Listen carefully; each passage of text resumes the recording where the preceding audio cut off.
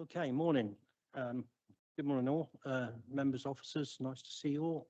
And welcome to the first Land and Property Committee of this council. So start with apologies for absence. Apologies, Councillor Andrew Ledbetter. And Graham Bell, who's sent me a message, if that's all right, Wendy, but is hoping to join online shortly.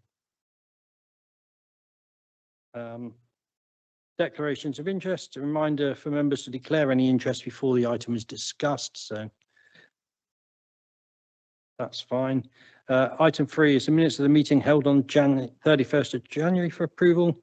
These have already been approved by Cabinet, so and I think I was the only surviving member of that committee. So I think as they've gone through that scrutiny of Cabinet, I think we can approve them as a correct record. Or can I have a mover for that? I'll move it, as I was the only one that seconded by Councillor Stevenson. All in favour? Thank you.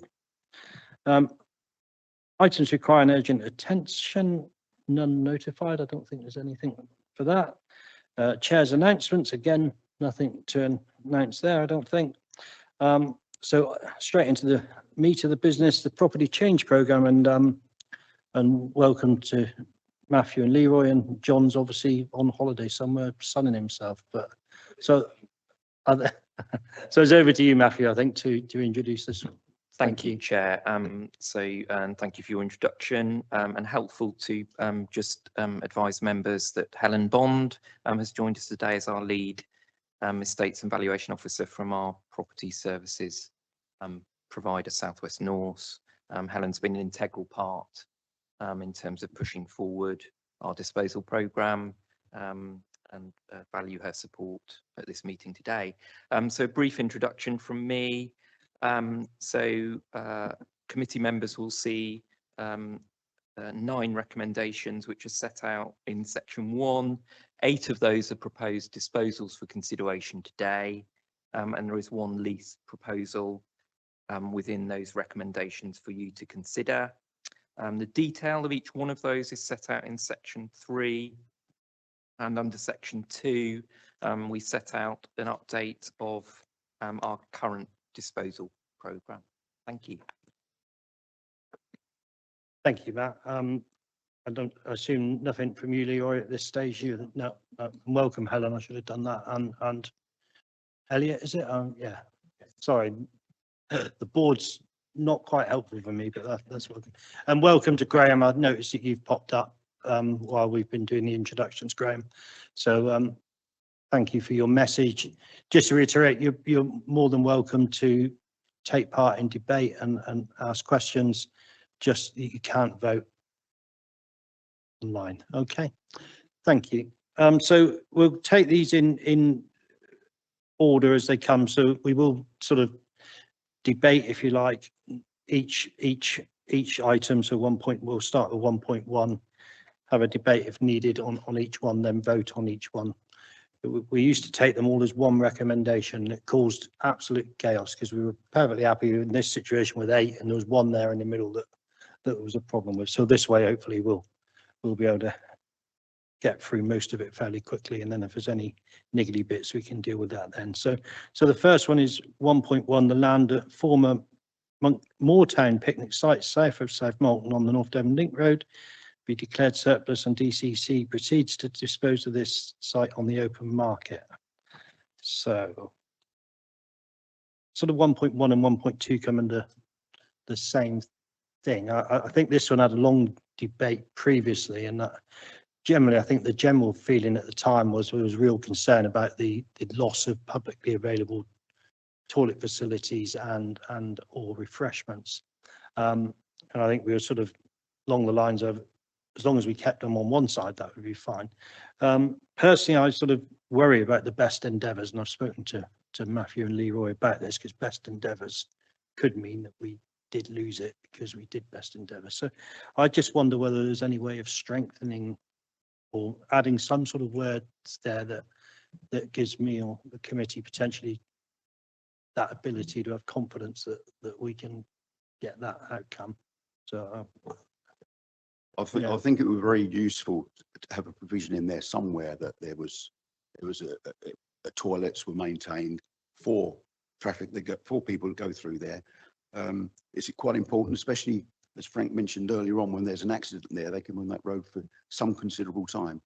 And they're the only areas that have the toilet and drink facilities.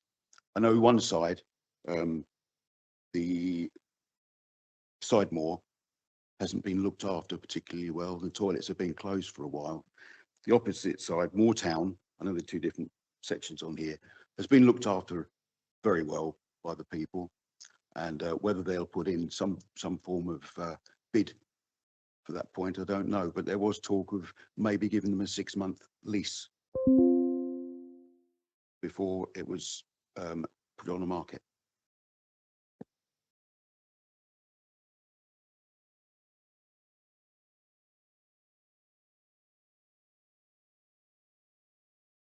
Thank you, Chair. So yeah, just a couple of points. So you'll recall at the previous committee, the sites were declared surplus. Subsequently, we were required to bring both of the sites back as public open space, and you will note that we've carried out the consultation and include that in the papers. And our recommendation is that we progress to dispose.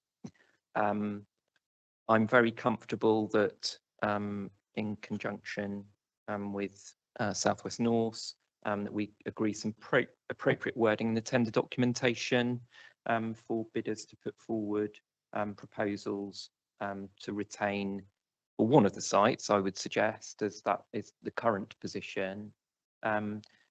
Helpful, obviously, to highlight that it's not a statutory requirement for the county council to provide toilet facilities, but acknowledge that the local feeling around that. So I'd suggest that we put forward some proposed wording and that we can include in the tender documentation. My advice to members would be that we can certainly, once we have tenders back, we can have a discussion, because we can't predict at this stage what the market will tell us, and we can bring that back to committee. Thank you. Yeah, that would be really helpful. And with that, would the committee have the ability, I was trying to think of the right word, the ability at that point to say, no, that sort of not acceptable? Or would it be, this is what we've got, this is the offers we've had? Unfortunately, both offers for both sites don't include publicly available toilets. Where would that leave us as members at that point? Obviously, I can't predict the number of bids or the type of bids that we would have in. Yes, there is a scenario where we may receive bids that wouldn't include that provision.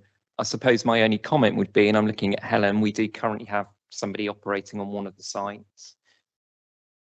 I would suggest that that probably is the most likely use for that site, and therefore whoever purchased the site would need to provide, if they were providing cafe facilities, they would need to have toilet facilities alongside that. So my suggestion is we consider, once we have the bids in, and take a view at that point. Yes, there is a risk that we might not get any bids that specifically relate to that. And we would have a parcel of land that we wouldn't have made a decision on moving forward with.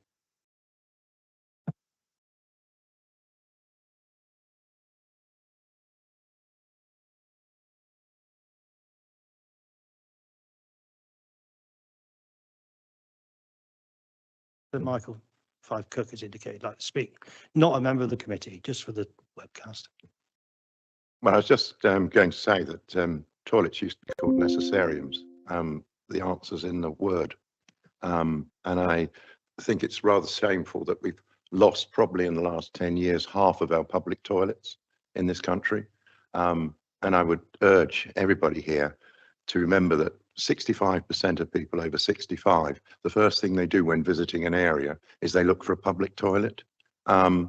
this is part, I know it might sound strange, I think it's part of our duty.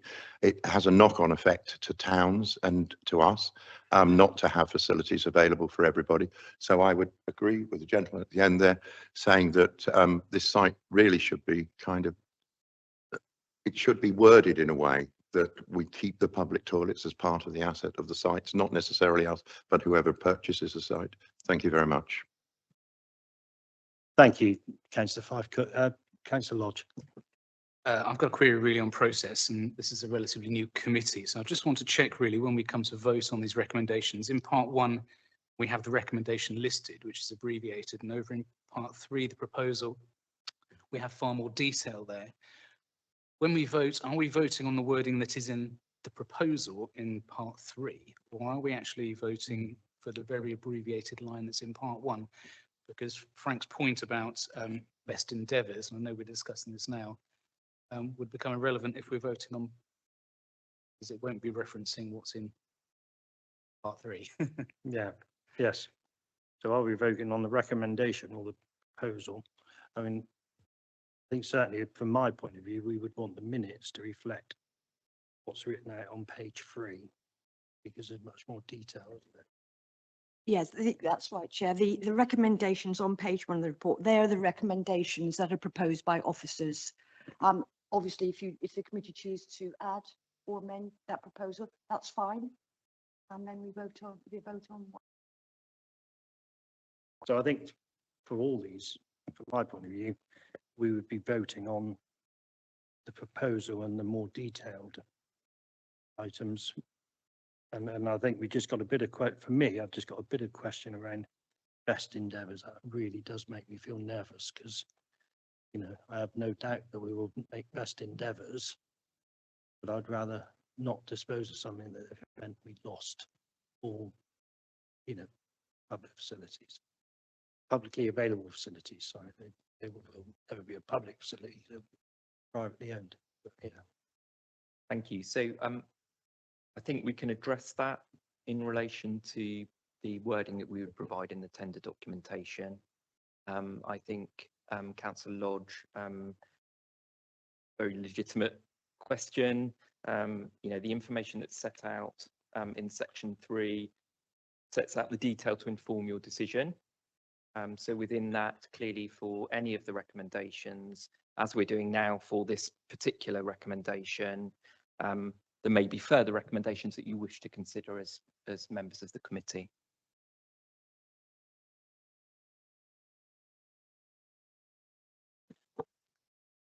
Richard, Yeah, I'm very nervous about the selling the site off without a provision for a toilet in there. I think that's very important, and a refreshment area for travellers to and fro that road. It's the only place that they can stop to go to the toilet or have some sort of beverage. And so I think it's important that if we sell both sides, dispose of both sides, there should be a provision there for one of the sites to keep facilities, public toilets. yeah, thank you. I think perhaps, go on, Steve. Can I make a suggestion?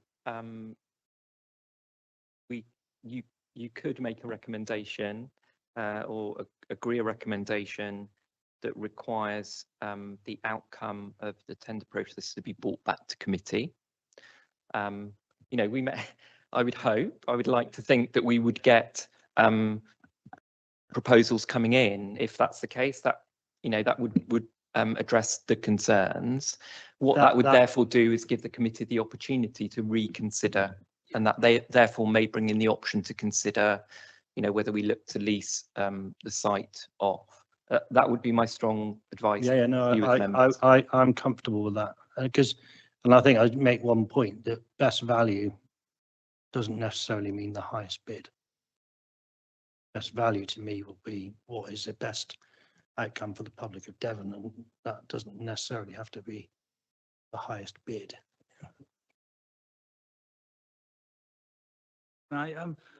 Sorry, when I look at it, only one toilet's usable at the moment, or one site. So if you were to sort of lease the other side out, I take it they would be responsible for making those toilet facilities usable. Yes, I mean, and I think that's the point you're trying to make. I think that's why I think Matthew's suggestion is really helpful, because I think as long as we've got one side secured and available, I think we'd be all quite comfortable with that, and not necessarily, and by restricting it to just one side or the other, we're better off to see the bids come in and then make that decision at committee. So I think that would be really helpful. So Wendy, have you picked up that recommendation?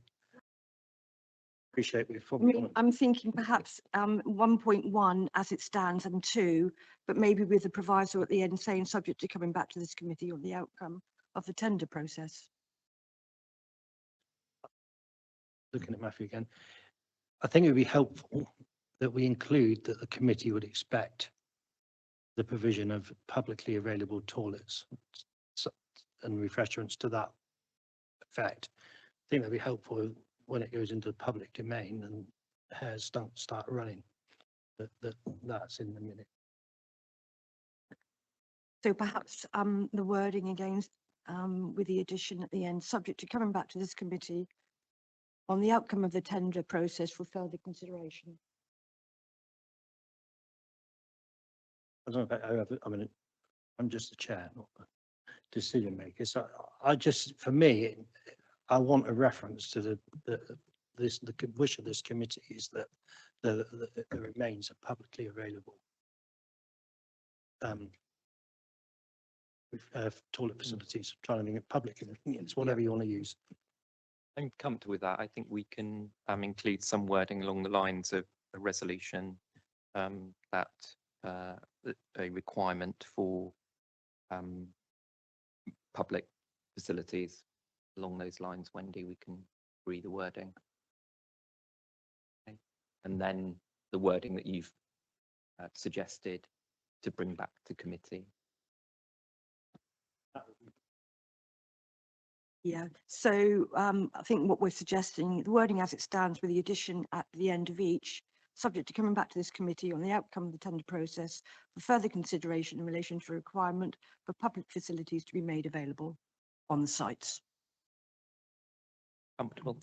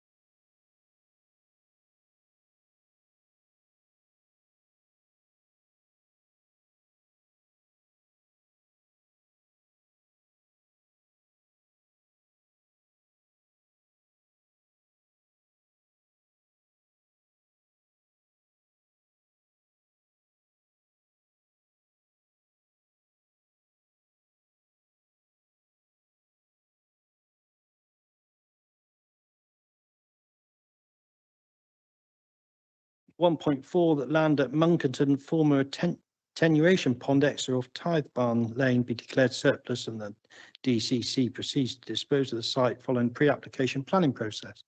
Again, has anybody got any comments? That? No. I'm happy to move the recommendation and seconded by Councillor Lodge. All in favour? Thank you. Unanimous. 1.5, the land at Newtown Bridge, Bray Ford, Barnstable be declared surplus and the DCC proceeds to dispose of the site on the open market. Once again, any questions or comment? No. I'll ask for somebody to move the recommendation. I'll keep doing it. Go on, Councillor Hopley, seconded by Councillor Lodge. All those in favour? Thank you. 1.6, the land at Millhouse, Atherington, Umberley be declared surplus and the DCC proceeds to dispose of the site on the open market. Again, welcome any comments. Okay. Can I have a mover? Councillor Hopley, seconder. Councillor Lodge. All those in favour? It's unanimous again. 1.7, the former Park and Ride Extension Park School, Barnstaple will be declared surplus, disposed of on the open market following a pre-application process. That was my understanding. Is that to be sold or was that to be given to a school, Park School? Yeah, I can see where you come from, but go on, Leroy. Yeah, so this item of land is to be sold. So this is a piece of parcel land that was held back for the expansion of the park and ride that isn't required. So this is to dispose of that parcel on the open market. Did you do our sort of tour of Barnstaple? Yeah, so this, I think you're probably, yeah, this is the overgrown parcel of land on the left. Oh, sorry. Oh, is it? Is it, Yeah, oh, it's the overgrown. so, yeah, we following the chair's meeting and meeting with officers, it was decided to take the other item that we discussed on the tour off the agenda for now for further investigation. Okay, so are we happy to, can I have a mover and seconder for that? Yeah, so moved by councillor Hopley, seconded by councillor Lodge, all in favour? It's unanimous, thank you. 1.8, the land at Castle Park, Barnstaple will be declared surplus and is disposed to a special purchaser. Just for members that were on the tour, we didn't visit this area, so just in case you're confusing it with another part of Barnstaple. Yeah, anybody got any comment? I obviously didn't go on the tour here. I was just wondering, why is it special purchaser?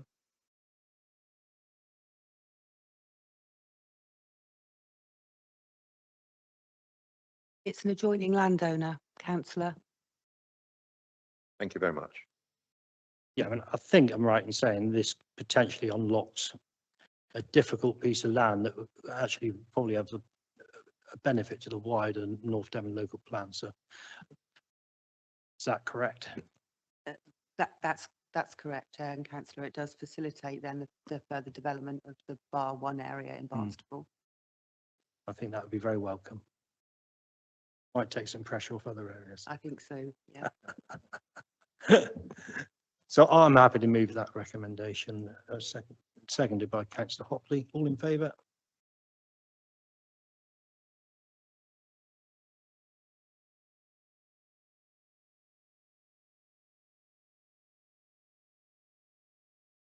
I think for the webcast, it might be useful just to expand on that a little bit, you know, sort of following on from the question on the last one.